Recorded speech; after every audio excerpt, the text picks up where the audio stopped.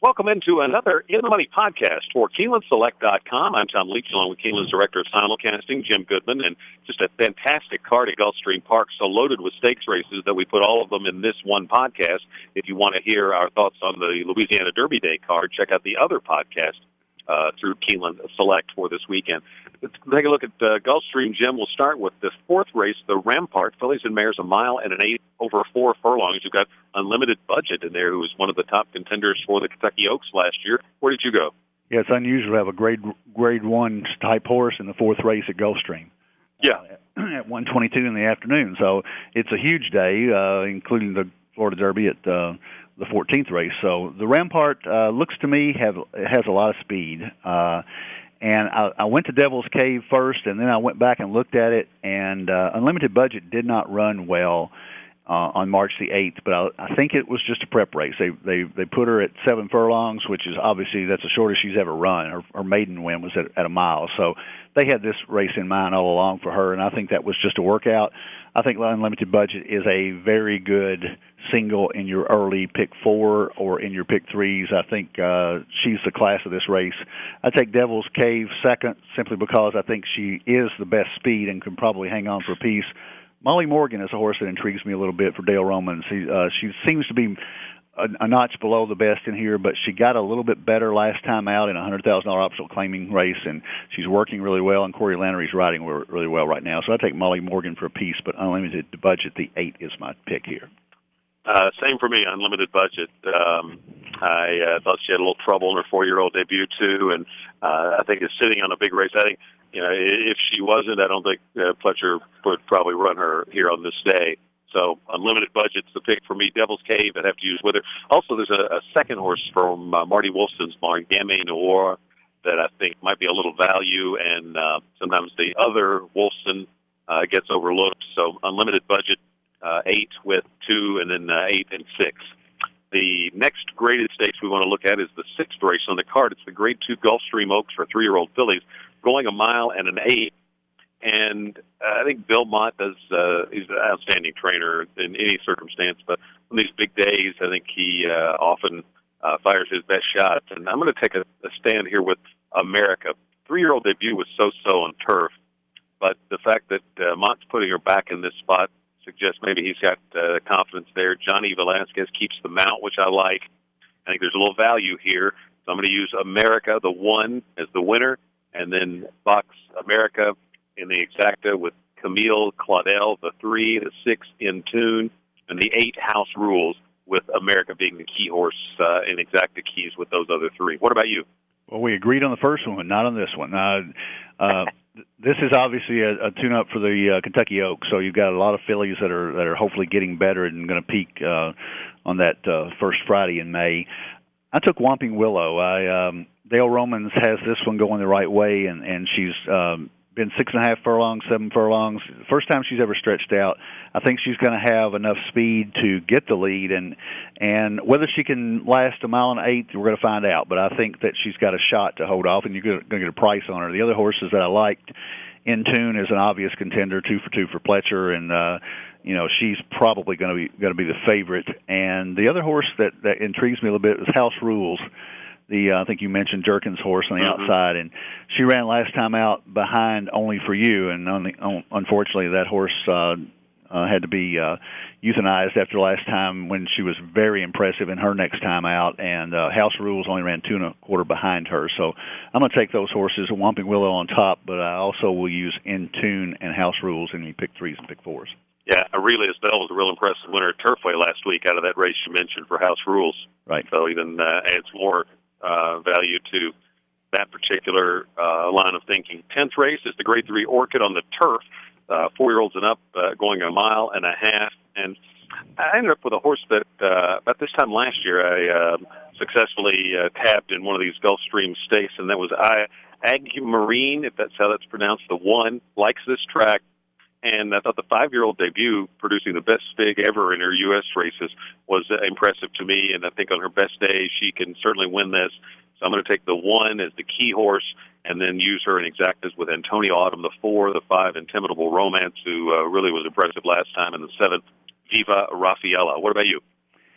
Well, I'm learned from my mistakes, and the last time that Inimitable Romani ran and beat your horse and Viva Raffaella, I had those three plus one more than the pick four, and I did not bet this horse on top, and I missed out on a tax ticket. So she was 10-1, and she won down the stretch like she was for fun, and I think she's a great bet here. It was a mile and 3/8. She's stretching back out to a mile and a half. She's done a mile and a half before.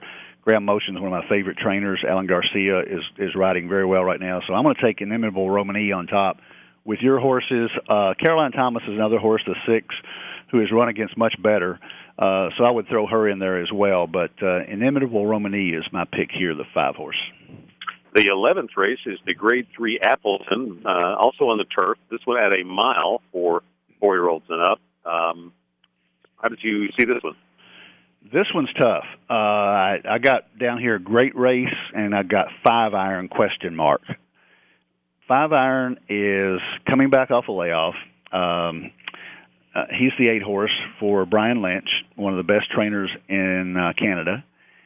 He caught a soft turf at the Hawthorne Derby and just didn't run very well. But if you take that race and just draw a line through it, I think he looks very impressive here. Depends on how he comes back off layoff. Been out since October.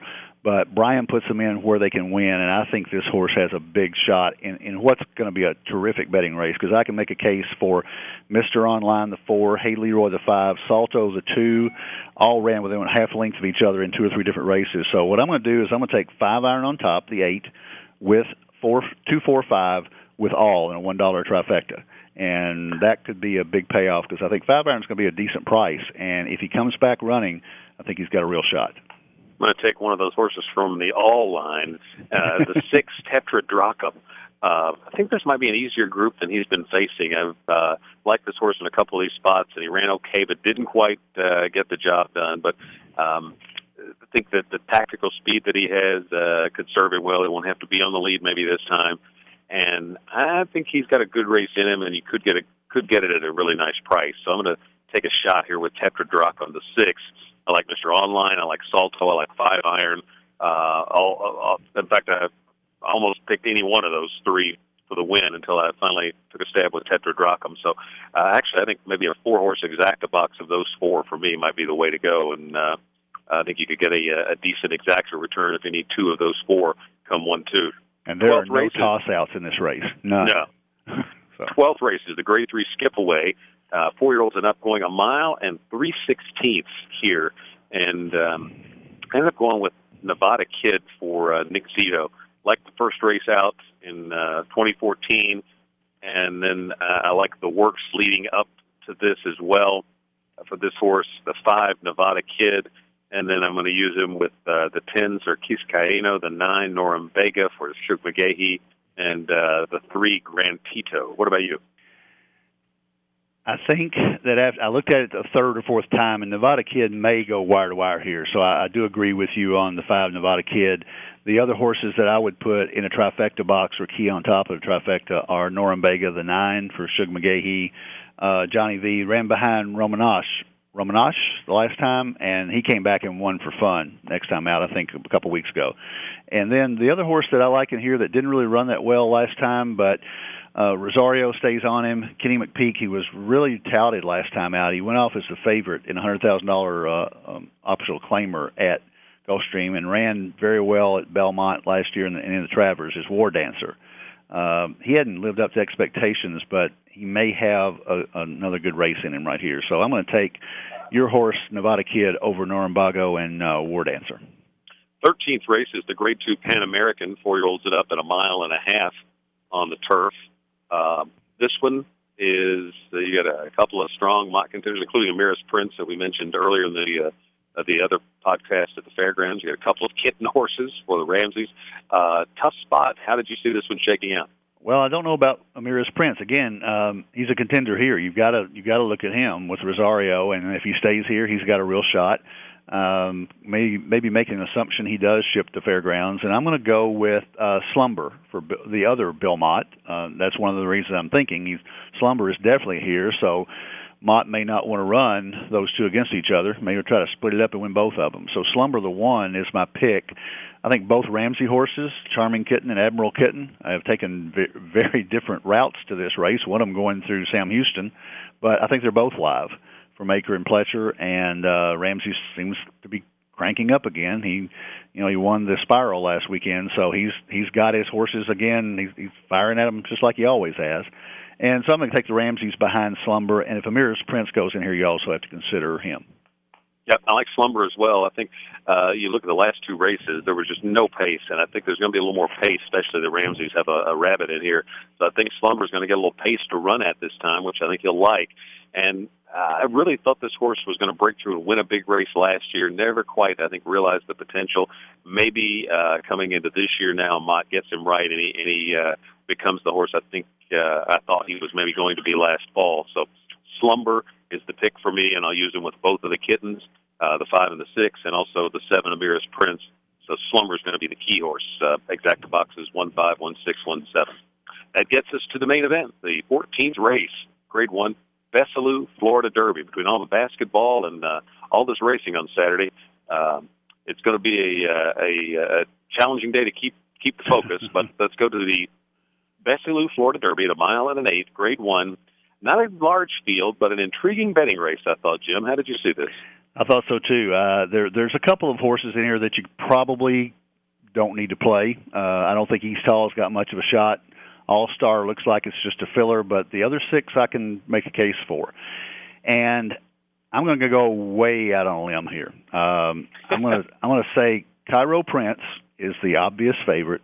I don't think this is his goal.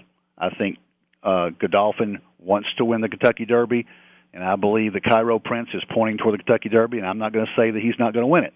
But I'm going to go against him today simply because he's been off since January 25th. They're not going to have him cranked for this. I hate to say that $1 million race is a prep race, but it is for the Kentucky Derby because I promise that's what they want to win, and that's what Kieran wants to win.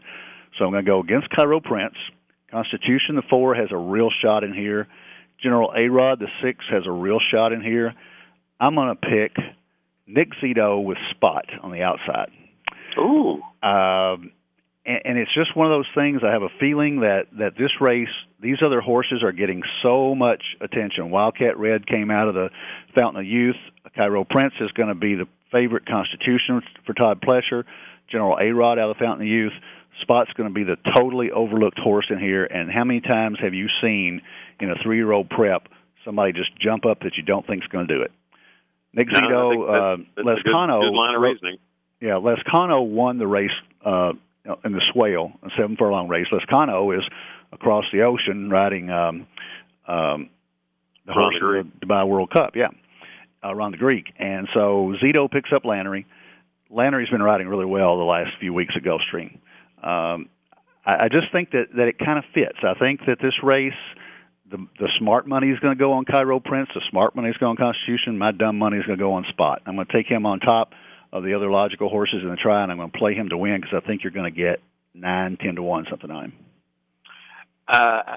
My first instinct was to go against Wildcat Red in this race because of the distance, but he's on the inside, so perfectly drawn to utilize his speed, and I think he's going to be salty in here. I don't think he got any shot to win the Derby at 1 1/4 miles, but I think he might be able to get 1 1 1/8 on this track. So I think he's dangerous. I end up going with Cairo Prince. Just loved his 3-year-old debut, and I think you make some very good points about, I don't think he's necessarily going to have his A race today, but maybe A- will be good enough. I'm going to take Cairo Prince for the win here, and I'm going to think that the Wildcat Red may get out there and be hard to catch. So I'm going to play a good exacta box with those two, and then probably then use smaller exactas with Cairo Prince and Constitution, Cairo Prince and General A-Rod. And I think I may now throw a little small one in there with Spot as well. But it's going to be a really intriguing race tactically because General A-Rod kind of went with Wildcat Red the last time, and I think because he ran well with him, I think Wildcat Red might get a little bit overlooked because of the distance question, and might bring a little bit of value to the exacta. So Cairo Prince for the win, and a good exacta box for me with 6 and 1 using Wildcat Red. Best of luck on all your wagers. Keep the Keeneland Select account funded. You'll be watching a lot of basketball. Might see a good thing you want to get down on. So keep the Keeneland Select account full this time of year. And best of luck on the Florida Derby, Louisiana Derby, the Dubai World Cup, whatever you're playing this weekend. And we'll see you next week here on the In the Money podcast.